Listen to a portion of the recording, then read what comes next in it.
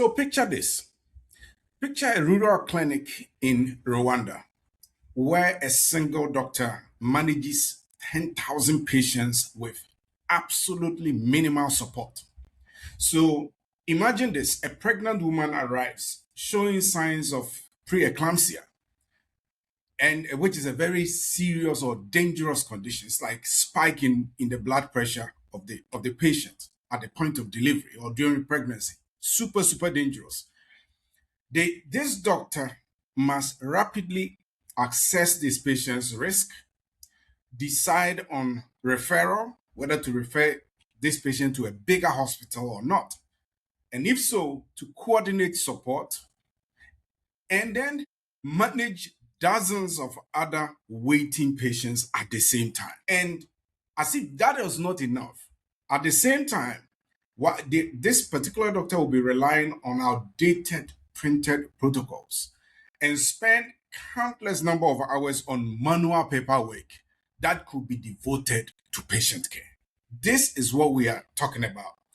Now let's juxtapose that to this scenario. Now imagine the same clinic, right, or the same hospital equipped with AI tools that automatically generate clinical notes, provide real-time diagnostic support, and instantly connect patients' symptoms to evidence-based treatment protocols. That is, evidence-based protocols through something what we call clinical decision support systems. So this is what the Gates Foundation and OpenAI, they are about to do, or they've started actually even doing. So what they are doing is super transformational.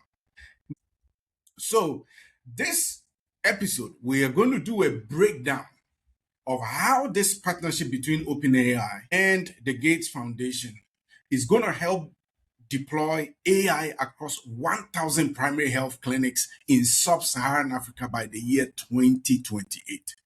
And why the timing of this creates an unprecedented investment opportunity or entrepreneurial opportunity for both investors and businesses, and what this means for the future of healthcare delivery across the continent. Let's dive in. All right, so to put things in context, this is the current landscape of the challenges that African healthcare sees every day. So currently, there's a major shortage of healthcare workforce across the continent. So the current estimates show that there are anywhere between 5.6 to 6 million health workers shortage across the continent. So we are talking of doctors, nurses, physical therapists, community health professionals, and a whole lot. So the whole shebang when it comes to healthcare delivery, we have a gap of between 5 to 6 million shortage of health the workforce. It doesn't get any better moving forward, because moving forward by the year 2030, this gap is projected to hit 6.1 million. So it's jumping from between 5.6 and 6 million as a rough estimation to 6.1 million healthcare workers, no matter what level of intervention that is being put in place. And we're going to look at a country like Rwanda, right? Which Rwanda is a unique case study.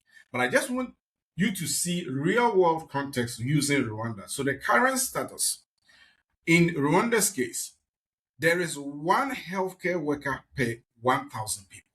For every 1,000 patients, there is one healthcare worker in Rwanda. Just to put it in perspective. And the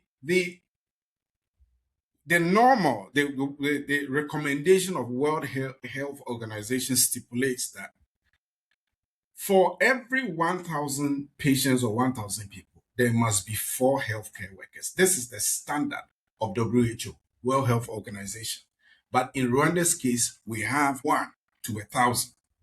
And from current training that is going on across the country and even by extension across the continent, for them to be able to fill this gap where we move from 1 to 4 is going to take a whopping 180 years to do that. Just let us sink in for a minute. 180 years, that is what it's going to take. The time required for Rwanda to reach adequate staffing at current training rates is 180 years. That is ridiculous. Okay. So now, that is just one angle of the bottlenecks that face Africa's healthcare delivery. Let's look at the other bottlenecks. I want to share something very valuable with you. And that is, if you are finding this Africa business intelligence useful, you need to know about our newsletter that goes even deeper. We publish 2 specialized newsletters each week that delivers the market intelligence you can't find anywhere else. On Tuesdays, we send out AI Africa Weekly, your source for African AI investment and innovation intelligence. This covers everything from fintech funding rounds to AI implementations across the continent, plus global AI developments that impact African markets. Then on Thursdays, you will get our markets and investments newsletter, which is focused on infrastructure development, traditional sector investments, and business opportunities across African markets. So think infrastructure projects, private equity deals, and policy changes that create real business opportunities. Both newsletters are completely free, and they are read by investors, corporate executives, and business leaders across Africa and internationally. You can sign up for both newsletters by using the link in the description below, right below. So the other bottlenecks are operational inefficiency. Let's look at a typical example. So for a clinic that sees, say, 50 plus patients, typically, this is the stark reality of the operations on the ground. Direct patient care as a percentage of the full care that the patient receives. The direct patient care takes about 60% of the time. 60%. That is a doctor actually sitting with you, or a nurse sitting with you, listening to you, actually administering maybe an intervention or doing an investigation. It's about 60%. The other 40% has to do with administrative friction. And this is a pain in the backside for many healthcare workers. And to kind of peel it to the next level, to find out what this administrative burden is. It's just manual paperwork, right? Manual paperwork, supply chain, looking, procurement, looking for supplies for medicines, disposables, consumables, devices, whatever, what have you, staffing and all those kind of things. Then the other one is scheduling, patient scheduling. So when you combine all these three, they make up 40%. And to me and to most people, this is absolute friction. We don't need that, right? Now, a study was done in Kenya about health systems that use AI in their clinical decision support. Okay. It came up with a startling revelation. It showed that 16% of healthcare systems that did not apply AI-based clinical decision support had or showed they had a diagnostic error rate of 16%, 16%. Diagnostic, and this translated to about 22,000 or so deaths annually, right? At this rate, diagnostic rate, deaths. And then when it came to treatment error rates, health systems that were not relying on AI-based clinical decision support, they were seeing a treatment error rate of 13%, which was also significant. And the cumulative effect was that there was about 29,000 or so deaths attributable for the entire year to this kind of treatment error rate. That was the study in Kenya. So without clinical decision support, well, there's second delay, let me put it that way. In maternal care, the same report found out that in maternal care, reliance on outdated and printed protocols directly contributed to these kind of high maternal rates. So we're seeing maternal deaths about 525 per 100,000. Or, in terms of finding systems that use AI supported clinical tools versus those that did not use any of those. So the stark reality is that it's startling, to put it the least. So fast forward, hence OpenAI, in collaboration with the Gates Foundation, putting up what they call the Horizon 1000 partnership. What this partnership seeks to do is that the Gates Foundation is going to provide the funding and the policy integration that would align with national health guidelines, right? And ensures government ownership, particularly after the project is implemented and it can be handed over to the local or federal government or the government. What OpenAI will do in this partnership is provide a technology engine, the localized language module infrastructure, and development of decision support modules. So when you look at it critically, what this partnership now does, combining the Gates Foundation with OpenAI through this partnership called what they call the Horizon 1000, means that out of these partnerships, there's going to be 1,000 clinics that AI tools are going to be deployed across them within 4 countries by the end of the year 2028. So there's going to be 1,000 health systems, or these are going to be like primary care centers, 1,000 of them, right? That are going to see this innovation. And this is mind blowing.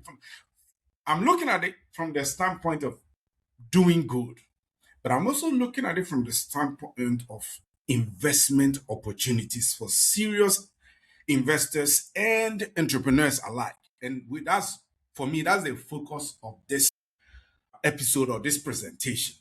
It's amazing. So basically, this is really not about the technology.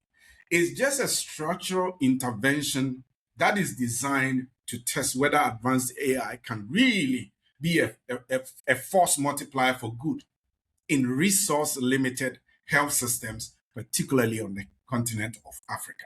And that, to me, is what got me excited about the force multiplier. It's not about getting rid of staff. No, that is not at all, because Africa doesn't have the health workers anyway. So it's not about getting rid of any staff at all. It's rather trying to figure out what things needs to be put together to be able to multiply the output of existing health workers without, at this current pace of growth in healthcare workforce. Finding a way to make it possible so that their output will probably be 10x or maybe even 100x without adding more workforce, because the workforce is not there to begin with. Right? Okay, so let's look at where the money is going. This is where the money is going. The $50 million is going to go here. So the first pot is going to go into AI infrastructure and connectivity. So we're talking about infrastructure like, the high-speed internet, and then power systems like renewable energy, renewable electricity like solar, battery systems that should be able to power standalone clinics scattered across, let's say, villages or rural areas. That is the pot. That pot is going to take 40% of the $50 million. That's $20 million, right? So the second pot is going to be on AI diagnostics and tools. So things like electronic health records or SaaS systems or software as a service system that sits on top of AI or the language models that are going to be deployed here.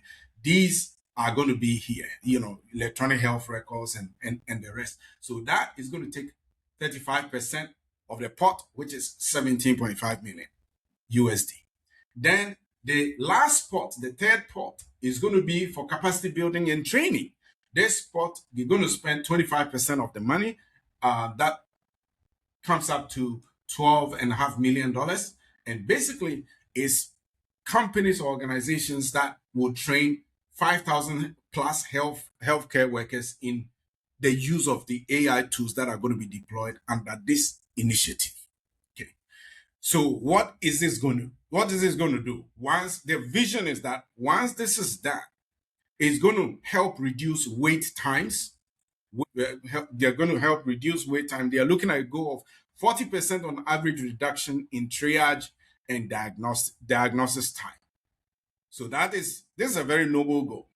The next is increasing. It's going to help increase early detection. That is, the goal is 25 increase in early stage disease identification, which is great.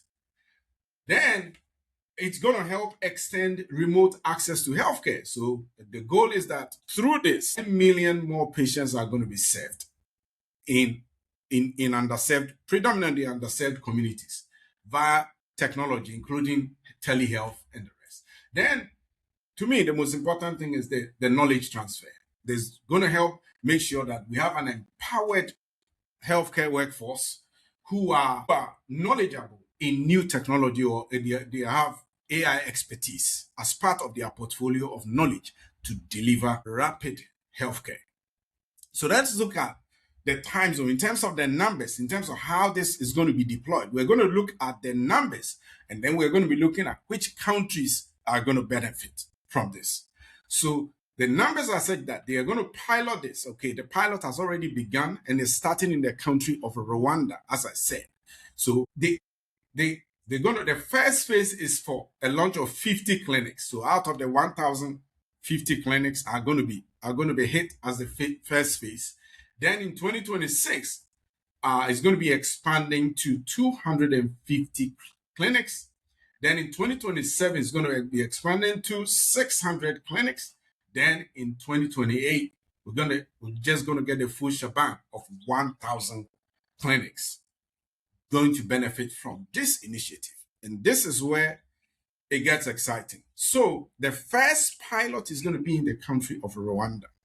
Why Rwanda? Rwanda has 97% internet penetration rate, which is possibly the highest in Africa. And then they have this also, the Kigali Center of Kigali Health Intelligence Center, which is like an AI-powered intelligence center, possibly the first of its kind on the continent of Africa. So if you want to really, really test such a concept, I think the people who are coming up with this initiative, they picked well in terms of picking Rwanda, because Rwanda is basically up and ready to run, basically. So they have an established baseline viability and train, and basically it's just about training the implementers, and they will hit the ground running when it comes to Rwanda. Then after the initial pilot, and we're going to go through what the phases of the pilot is going to look like, so that if you're an investor or a business leader, you will know specifically where to plug in. And also I'm going to share about which specific areas that there's investment opportunity or business or entrepreneurial opportunities. And it's littered everywhere. It's crazy. But trust me, good crazy. So once that is done, they're going to expand to these 3 countries, and there's a reason or a science to that. So they're going to expand to Kenya, South Africa, and Nigeria, predominantly, I think, from 2027 to 2028. And why are these being picked? They are being picked because there's a strategic balance of proof of concept with this maximum reach. This is the reason why. Add Kenya to the mix because Kenya is a very digitally early adopter. Let me put it that way. It's an early adopter of technology. I think across the entire continent of Africa, Kenya is where technology actually initiates. So Kenya has a large a large tech hub, and Kenyans typically have a very high affinity for new technology compared to, let's say, other places in West Africa, like Ghana, like laggards. We Ghanaians don't start new technology. They are laggards. They follow trends, right? But whereas Kenya typically is at the tip of the spear when it comes to new technology. So they have a mature digital health ecosystem, strong mobile penetration, and they are called the Silicon Savannah, basically the Silicon Valley of Africa. Then the next is South Africa. Why? They have a very mature economy, very complex systems. They have advanced infrastructure coupled with extreme urban-rural healthcare access gaps. There's the very rich, very affluent, and also there's a mix of very poor and very, very poor people in South Africa, even though they have very complex legacy systems. Then we bring the mothership of all, Nigeria. Nigeria is going to be in the mix because they have the largest population, right? It says 170 plus million population, but actually the total population of Nigeria is in excess of 230 million. They have severe workforce constraints and fragmented infrastructure. So basically, if you test this system in Rwanda, test it in Kenya, test it in South Africa, test it in Nigeria, you will get really good data points as to how this thing can be scaled across the entire continent and possibly even beyond to other resource constrained health systems outside the continent, like say in the Caribbean or Southeast Asia or Latin America. These are all possibilities. So let's look at what the real execution roadmap is and what the plan really entails. So the first thing is that the infrastructure baseline is going to be the phase one of the implementation process. The phase one is going to be that we're going to focus on Rwanda in terms of upgrading power and connectivity. Upgrade power, connectivity, and then deploying electronic medical record systems or EHR system, electronic health record systems. So that's deployment of that and establishing baseline error and time metrics. So basically, it's just a reset, bring in the stable power, bring in the stable internet connectivity, deploy electronic health systems or electronic health record systems, software as a service, or cloud-based software, electronic health record systems. Then with that, you're able to establish some baseline. Okay. After that, then you begin to bring in the big guns. Launch of clinical decision support and ambient scripting initial scripting of initial sites. Well, basically is to launch clinical decision support system, which is AI based, right? So the clinical decision support in the sense that most African systems use paper-based protocols. So the doctor will have to refer to a protocol. If the patient comes and they have X, Y, Z symptoms, they follow these kind of paper-based protocols, and sometimes they are outdated. What an AI-based clinical decision support system does is that it has the collective knowledge of the healthcare epidemiology of the patient base of the area or even the country, with all the medical protocols outlined already in the system. So whilst the patient comes in and they are talking about their symptoms or what they are going through, and the doctor is interviewing them, the system is listening and giving the doctor real-time information as to what the possible causes could be and what the possible the protocols that needs to be followed in real time. Just think about it that way, so that the doctor doesn't have to now be referring here and there, referring to written or typed out protocols and things. So that is what happens. And then the ambient scribbling is all about when the patient is with the doctor, instead of the doctor waiting and now manually taking notes, a system will be listening in and actually be transcribing from whatever language they are speaking. That's the beauty of it.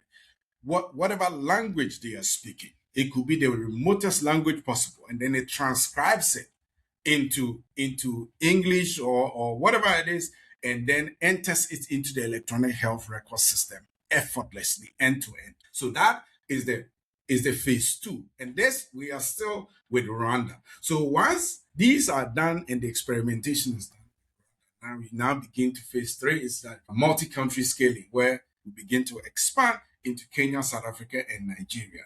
So that is the plan.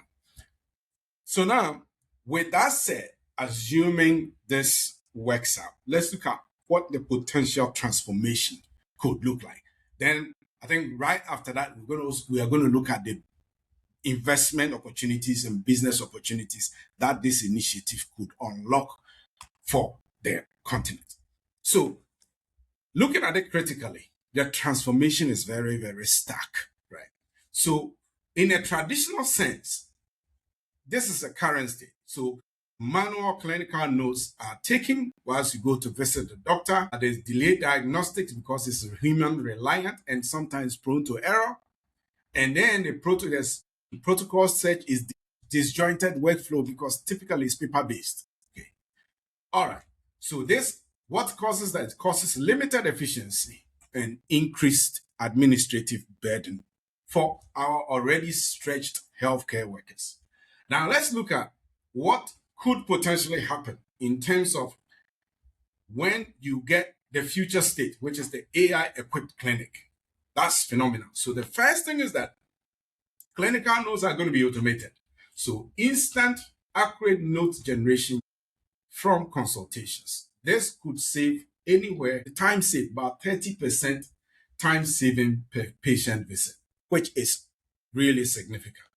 The next is real-time diagnostic support. So AI assistance for faster, more accurate diagnosis.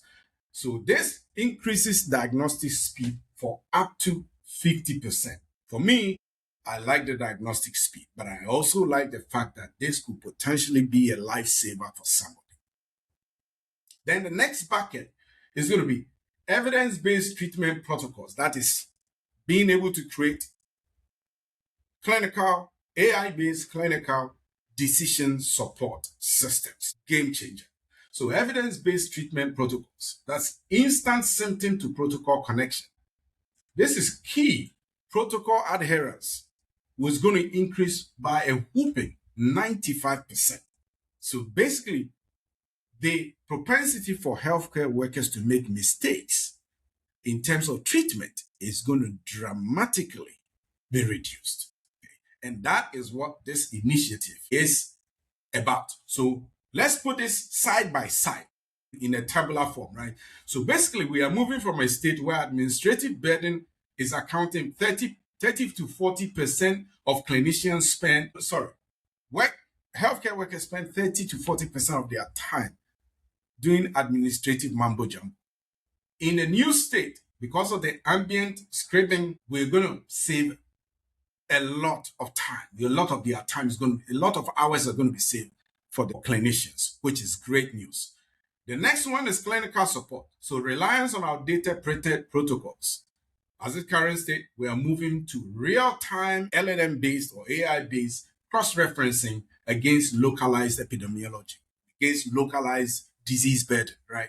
So then my best metric here, error rates are going to decrease at this current rate, as we saw from the study from Kenya, 16% diagnostic errors and 13% treatment errors.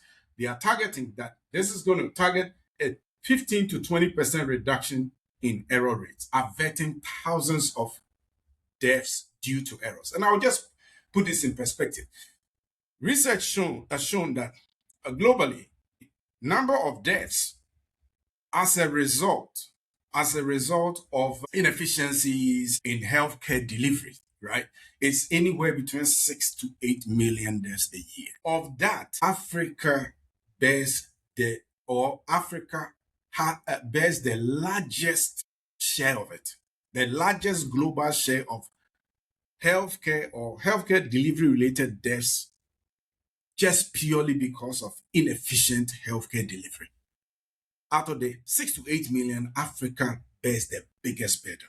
So this is going to help really, this error rate reduction is going to help really bring that down when it comes to Africa. Then finally, patient coordination into ad hoc. We're moving from ad hoc manual transport and high follow-up default rates because default follow-up is manual work right now. What if in the current state, it gets everything, follow-ups get automated so that by the time the patient leaves, they are going to receive maybe an SMS or WhatsApp message in potentially various models, maybe whether voice or text, following up on their medication. Hey, are you taking your medication? Hey, how are you doing? In 2 weeks' time, you are supposed to come see the nurse at the clinic. And then 3 days before the appointment, they are sent a message again. You are supposed to see the clinician or the nurse tomorrow. So at 9 a.m., make sure you show up. If you know you are not going to show up, text this number back. All of that automated. How wonderful would that be? That is what I'm talking about here, right? So now let's look at where investors and businesses could plug in. This is interesting. There are several entry points here. So there are several entry points. The first is the core infrastructure level. So this is for businesses that provide like power supply systems, telecommunication system, internet connectivity system, particularly renewable energy providers who can create some kind of a modular concept to be able to supply to all these 1,000 clinics, and they plug in. For me, I'm not even looking at the 1,000 clinics. I'm looking at potentially, if this works, and I believe this will work, if this works, scaling it to the next 100,000 clinics. Whoever plays the one that provides renewable energy, they are going to have a big win. Reliable telecommunication, uninterrupted power supply. So that's entry point number one. Entry point number two is going to be the digital backbone. That's those vendors who provide open source IT integrations like electronic health systems, AI-based decision support SaaS that are built on top of the localized LLM or AI-based software that speaks the language of Africa. Those vendors, they are going to see a massive opportunity here, particularly as this thing works and it gets scaled to other countries. Then the third entry point is capacity builders, specialized tech literacy training programs, companies that provide training support, AI training vendors that or technology vendors that will be available to train all the healthcare workers that are going to be using the electronic health record systems, going to be using the decision support systems, that are going to be using the ambient scribbing systems, that are also going to be managing the post-care follow-up systems. All those things, they are going to be training that are going to be needed. So training companies, you are in for a wonderful treat. Then system sustainability companies. So looking at long-term software maintenance companies, particularly cybersecurity, data warehouses, database companies, those all that provide the infrastructure to make all these things gel. I think that there is an opportunity there, right? So when you look at it from a competitive landscape standpoint, the Horizon 1000 partnership or initiative is going to operate with broader trends reshaping African healthcare investment. And this is the kicker. The Gates Foundation has committed to direct the majority, right? The majority of its pledge of 200 billion US dollars over the next two decades towards Africa's development. And remember, healthcare is a central pillar in Africa's development. Healthcare is a major pillar. So if the Gates Foundation is going to commit, like for the next 2 decades, to commit that quantum of money to African development, and particularly since healthcare, I think healthcare and education are the main pillars, and possibly agriculture going to be the main pillars. That means that this represents sustained, predictable funding for health innovation at unprecedented scale across the continent. We're looking at digital health market projections for sub-Saharan Africa indicates a multi-billion-dollar opportunity by the year 2030 if current trends continue. All because of that, right? Or partly because of the Gates Foundation pledge, right?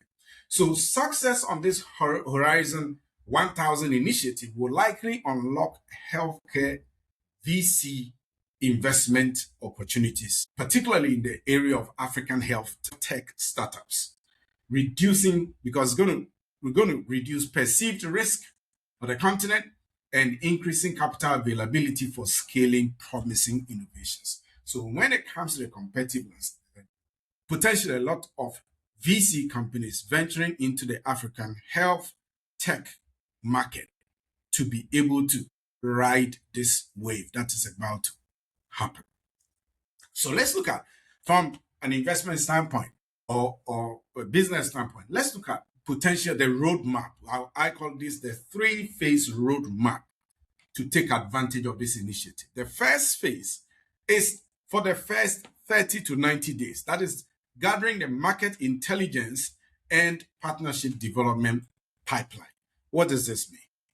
If you're a business, you're an investor, if you're an entrepreneur, and you provide service or anything that fits any of these buckets that I just outlined, particularly you are going to identify specific opportunities within this Horizon 1000 partnership initiative. So this is going to be for healthcare IT companies. That's the first bucket, healthcare IT companies, right? You're going to be looking at opportunities to partner to deliver things like the electronic health records, clinical decision support systems, and the rest, right? Database systems, cybersecurity systems. Then, if you're an infrastructure provider, you should assess connectivity and power solutions demand for under this initiative. So connectivity, power solutions demand for this initiative. Then, last but not the least, training organizations should also develop healthcare AI curriculum adapted to African contexts. And the adaptation to African context, let's move to the next bucket, which is phase 2. That's between the next 3 to 12 months. That's going to be capacity building and localization. So the key here is to develop Africa-specific capabilities that differentiate your organization from generic global providers. This is very important. There's a competitive edge. So what does it mean? The localization includes building systems that include language localization for clinical AI tools. So if you can create your system that will localize AI to, let's say, transcription or translation systems that are able to translate indigenous African languages into, let's say, English or French or any of the, widely recognized languages, that will be a huge advantage.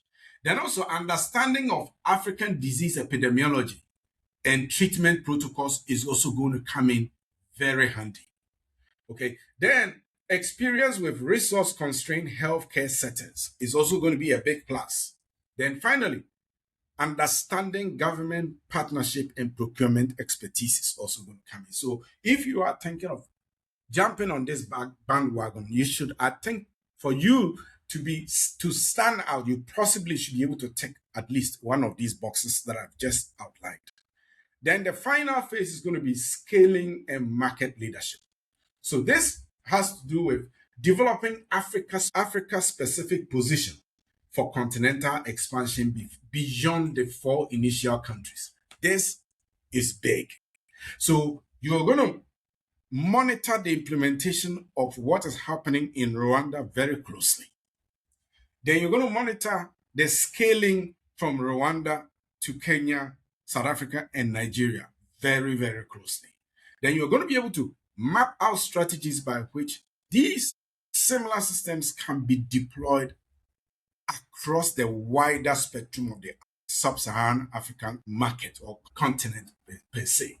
So in terms of adoption in neighboring countries that share similar epidemiology patterns and health system structures, and which is going to be for practically almost the entire sub-Saharan African continent as a whole, right? Okay, so in the nutshell, what is happening? What is happening is very simple. Let me start from here. The Horizon 1000 initiative shifts the paradigm from, can we train enough doctors? Because you saw, even if we double the rate at which we train healthcare workers, the gap is still staring up at the continent in the face. It's shouting 6 million, 6 million, 6 million gap. It's almost impossible to fill that gap, even with accelerated training. I think accelerated training is good.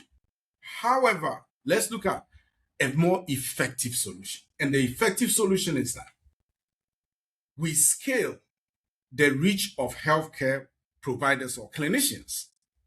We scale the reach for them so that the output of what they deliver is, you're talking of 10x, 100x, whatever, 1,000x. So basically, one health worker goes through the Horizon 1,000 clinical support system or the tools that support the initiative, right? And they are able to output, they're able to generate an output that is equivalent to the work of multiple doctors or multiple clinicians. This is the beauty of it. And this helps reclaims 20 to 30% of administrative time. That is conservative. And prevents 15 to 20% of diagnostic errors. Then it's able to help process higher patient volumes to save the lives of people. Awesome. If you found this content exciting, I want you to share it. And I also want you to, if you are in the healthcare, you're an African healthcare practitioner, or you have experience dealing with the healthcare as it relates to sub-Saharan Africa, I would really, really be excited to know about what your comments or your views are on this initiative, whether you think it's going to succeed or not. Let's share that in the comment section and let's know. And if you would want to, subscribe to our newsletter, feel free to do that. But also, if you want access to the slide and the presentation notes as regards to this content, I'm going to include that in the description section, so you can have access to the full slide deck as I showed. All right, see you in the next episode. Peace.